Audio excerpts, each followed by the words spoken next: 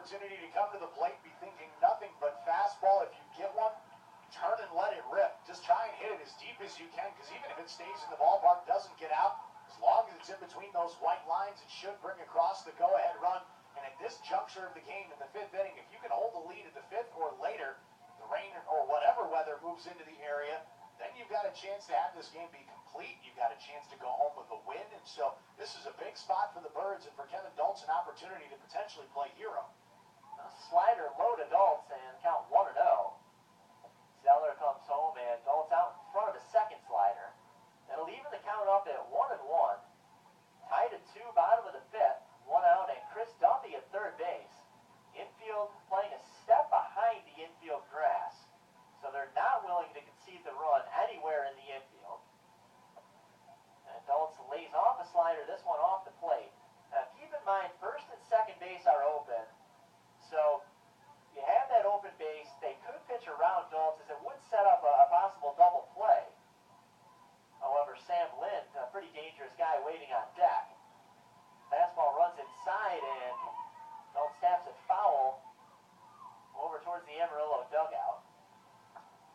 So that's strike 2 on Doltz. Count now 2-2. So Doltz with the infield in, probably thinking he'd like to get the ball to the outfield one way or another, ideally a base hit, at least a sacrifice fly, and swing and a miss.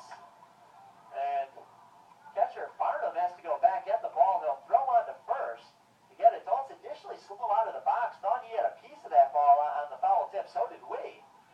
And then Doltz finally realized he was going to have to run down to first base, a little late doing it. I think Farnham would have had him anyway. The ball didn't trickle that far away from home plate. No, and I think if it had been Carlos Mendez or really a number of other guys on the team rather than Chris Duffy standing at third base, they may have thought about maybe going a quarter of a way towards home plate at third, and as soon as that ball was thrown, trying to come in and score.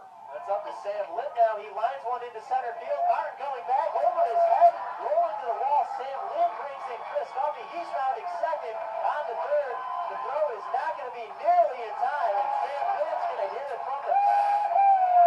There's that Sioux Falls crowd enjoying the hometown product. Sam Lind, and Lind, who started the 4-run inning on Sunday in game 1 of the doubleheader, got on base with a single and ended up being 4 straight batters reaching, and then a Shelby Ford grand slam. Here it's Lind capitalizing and giving the Birds the lead. 2 runs in the inning now. His first run batted in as a professional, and is a triple to boot. That one has to feel pretty good for the hometown hero.